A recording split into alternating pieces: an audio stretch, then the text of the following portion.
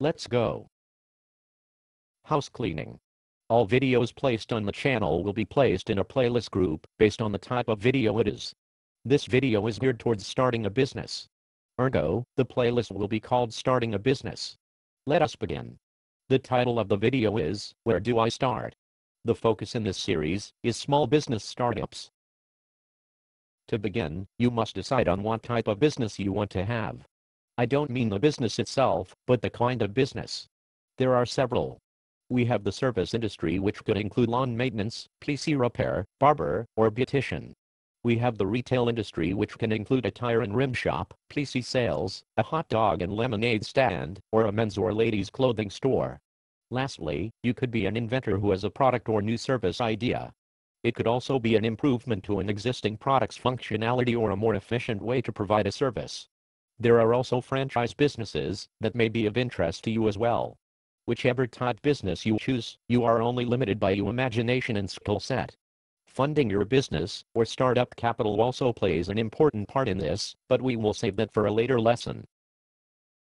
Now that you have a clear-cut idea of where you want to go, you need to determine or assess where you are now. I have a series of questions you must ask yourself before you embark upon this journey. Number 1. Are you currently employed? If not and you have no other source of income, how will you care for yourself and build your business at the same time? A common mistake that leads to the failure of many businesses is that as they try and build their enterprise, the money they earn is sucked out to cover their living expenses, thus leaving nothing to put back into the business. Bottom line, you must be able to support yourself by other means until your business is able to provide an income for you. Solve this problem first. Number 2. Do you have a family? If you have a family, do not allow yourself to rob Peter to pay Paul. In other words, you should not take household income to build your business. You could end up not only losing your business, but your home as well. Again, we will discuss funding options later. Number 3. Are you prepared to sacrifice to make your business a success? In many cases, people are not willing to do what is required to build their business. I have a friend who started a car wash with a limited amount of cash. Rather than opening his car wash in the mornings himself, he decided to pay someone to do it for him. This led to him not being able to pay the employee as agreed. When you have a limited amount of funds, and in some cases, no funding, you have to be prepared to do the initial legwork yourself, and in many cases, provide your own labor. If you are not willing to put in the time, don't expect a dime. Let's get back to the business. You may have addressed the issues I just spoke of, but not so fast. I have a few questions about the business. 1. Have you researched the industry? 2. Is there a viable market for your product or service? 3. What is your profit margin for this business? 4. What additional training will you need? 5. Who will need to be involved in the operation of the business? Key point to remember. No one will believe in your dream as much as you do, unless you discovered it together. In other words, no one will work for your dream as hard as you will for free. After you have answered these questions, the most important question to be answered next is how much will it cost to get this business off the ground and funded for a bare minimum of 6 months to a preferred minimum of 24 months. I shall give you some additional information called the 12 steps to starting a small business. We shall cover these 12 steps in more detail as we move forward. There is also a link in the info box, should you wish to read them for yourself, which is what I would advise amateur of educating yourself. Here are the 12 steps to starting a successful small business. Yes, 12 steps. These 12 steps can help you avoid other 12-step programs, if you know what I mean.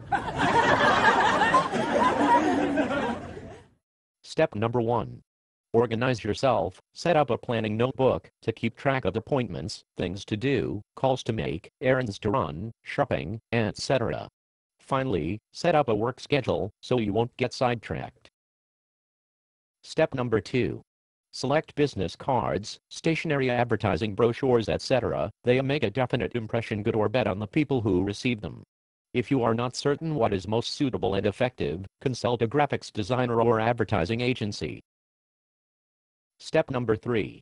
Decide on the type of business. Make a list of things you like to do, your work and volunteer experience, and items you own that can be used in a business.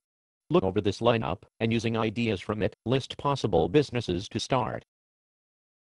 Step number 4. Choose a legal form. The 3 basic legal forms are sole proprietorship, partnership, and corporation. The most common is the sole proprietorship. Step number 5. Determine where the money will come from. There are 3 ways to finance startup costs: use your own money, obtain a loan, or find investors. If possible, it is better to start small, use your savings, and not worry about repaying a debt. Step number 6. Gather information. Spend a few weeks researching home-based businesses. A library or bookstore can provide numerous books on business basics and on the specific type of business that interests you. Step number 7. Choose a mailing address. Using a post office or Dropbox as the business address downplays the fact you are a home-based business. It also prevents customers from dropping in at all hours. Step number 8. Pick a business name and register it. If the business name you choose is different from your name, file an assumed or fictitious name certificate with the county. You are notified if another business already has that name, so you can select a new one. Step number 9.